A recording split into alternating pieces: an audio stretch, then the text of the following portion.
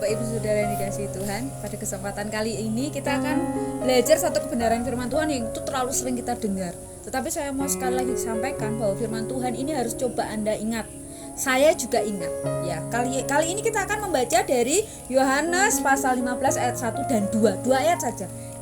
Demikian firman Tuhan, akulah pokok anggur yang benar dan Bapakulah pengusahanya. Setiap ranting padaku yang tidak berbuah dipotongnya, dan setiap ranting yang berbuah dibersihkannya supaya lebih banyak berbuah. Firman Tuhan ini ditujukan Tuhan Yesus kepada orang-orang percaya. Tetapi saya mau membawa kita kepada satu kenyataan hidup. Kalau Bapak Ibu Saudara menanam satu pohon anggur saja begitu ya, pohon anggur itu akan menghasilkan buah yang lebat kalau rajin-rajin membersihkan, rajin-rajin dibersihkan, rajin-rajin dipotong. Nah, kali ini saya mengatakan ada dua perkara. Kalau kita orang-orang percaya mau berbuah lebat, bisa dinikmati orang banyak. Yang pertama, orang Kristen yang bisa berbuah lebat adalah dia yang mau dibersihkan. Mau dibersihkan itu tidak enak loh, sakit pasti. Tetapi saya mau katakan begini, ketika tanaman itu tanaman itu mengambil sari-sari makanan di dalam tanah, kemudian diaruskan dari batang, kemudian ke ranting-ranting.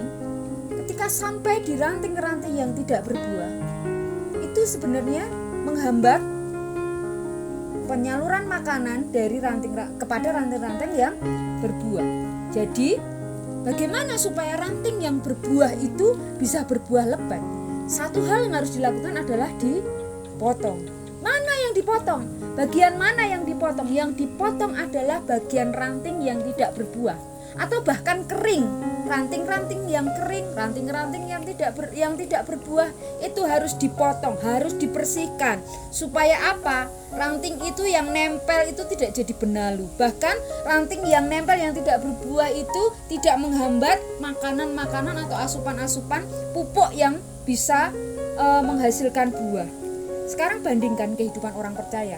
Kebanyakan orang percaya saat ini, ada banyak orang percaya yang rajin ke gereja, rajin bersekutu, rajin mendengarkan firman Tuhan, bahkan rajin berdoa. Tetapi kok hidupnya tidak berbuah ya? Kok hidupnya tidak menjadi berkat ya? Pertanyaannya, kenapa itu bisa terjadi? Tunggu dulu. Kalau Anda berkata, aku sudah oke loh, aku sudah rajin perpuluhan, aku sudah persembahan, bahkan aku sudah menyumbang gereja itu, menyumbang panti asuhan itu, menyumbang ini dan itu, tetapi kenapa kok hidupnya tidak jadi berkat untuk orang lain? Saya mau katakan begini, seperti tanaman anggur yang bagian-bagian batang-batangnya, ranting-rantingnya tidak berbuah itu dipotong, ranting-ranting yang kering itu dipotong, dan tinggallah ranting yang menghasilkan buah. Itu ternyata sama seperti orang percaya, sama seperti kita. Ketika bagian-bagian kita yang tidak bisa bertumbuh itu tidak dipangkas, hidup kita tidak akan pernah menjadi berkat. Marah, iri hati, dendam tidak dipangkas, hidup kita tidak akan pernah menjadi berkat. Kenapa? Karena itu akan menghambat firman Tuhan yang selalu kita dengar, doa-doa yang kita naikkan. Kalau bagian-bagian yang tidak bisa menghasilkan buah, tidak bisa jadi berkat, itu tidak kita selesaikan bersama-sama dengan Tuhan, tidak akan pernah yang namanya hidup kita menjadi berkat. Sama seperti pohon anggur. Pohon anggur itu ketika bertumbuh, sebenarnya dia tidak memerlukan air yang banyak. Karena jikalau pohon anggur itu hidup di daerah yang penuh dengan air, sekalipun buahnya lebat, itu tidak akan manis. Oleh karena itu, pohon anggur harus dijaga kadar airnya. Supaya apa? Dijaga kadar airnya dengan daun-daunnya dipotong. Supaya apa? Buahnya lebat dan manis. Sama seperti kita orang percaya. Ketika Anda ada di tempat yang seolah-olah kering, seolah-olah tidak ada berkat, seolah-olah tidak ada mujizat, tetapi Anda tinggal di sana, pangkas segala sesuatu yang tidak berkenan di hadapan Tuhan, itu akan menghasilkan buah yang manis, akan menjadi dampak yang positif. Karena apa? Ketika kita mengalami saat-saat yang sulit, ketika kita mengalami perkara-perkara yang tidak enak, tetapi perkara-perkara yang mengganggu hati kita itu kita lepaskan, kita potong, biarkan Tuhan yang isi dengan kebenaran firman Tuhan, dengan kasih-Nya, hidup kita akan bisa dinikmati orang lain. Lalu yang kedua, memang sakit loh, proses itu sangat sakit. Coba bayangkan ketika Anda ada luka sedikit di kulit lalu kemudian dikelupas, itu akan meninggalkan bekas dan sakit. Sama seperti proses pembersihan daripada ranting-ranting sendiri. Kalau pohon anggur itu manusia yang dipotong ranting-rantingnya, yang dipotong daun-daunnya, itu bisa berkata, aku sakit. Akan tetapi saya mau katakan begini, ketika Anda dan saya mau bertumbuh, mau menjadi berkat, mau berbuah dan buah kita manis bisa dinikmati orang, ada harga yang harus dibayar. Ada harga yang harus dibayar. Caranya apa?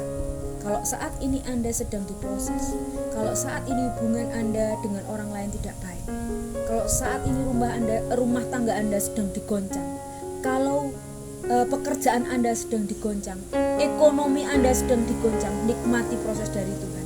Kenapa? Ketika kita nikmati proses dari Tuhan, terus ikut apa yang Tuhan mau kita lakukan, terus nempel dengan pokok anggur yang benar, terus menggenggam erat tangannya Tuhan, dan terus melakukan firman Tuhan, ingat, mujizat itu masih berlaku. Anda dan saya akan mengalami perkara-perkara yang ajaib ketika apa? Anda dan saya nempel kepada pokok anggur yang benar. Kalau Anda saat ini sedang dikuliti, kalau Anda saat ini sedang mengalami sakit, kalau Anda sedang mengalami rasa yang seolah-olah tidak ada obatnya, datang kepada Tuhan. Datang kepada Tuhan dan yakinkan diri Anda bahwa itu adalah proses yang sedang Anda nikmati.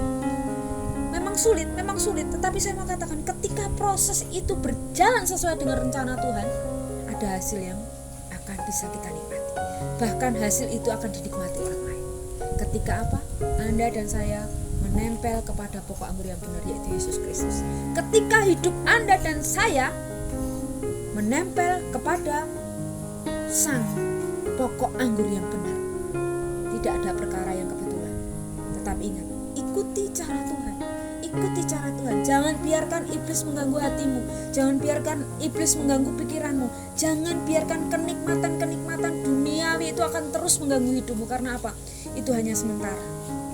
Saya mau katakan sekali lagi, Bapak Ibu Saudara yang menyaksikan tayangan ini, saya mau katakan, Anda dan saya sedang diproses Tuhan.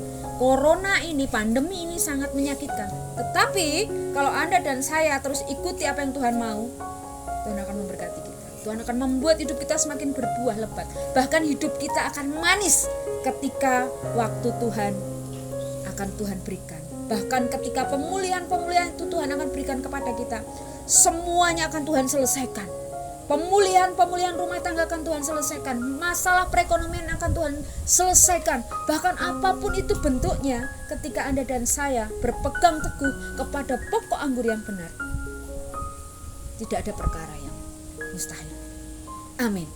Selamat menikmati mujizat demi mujizat Tuhan dan rasakan pemotongan, pembersihan, dan pemulihan yang dari Tuhan. Amin. Tuhan Yesus memberkati.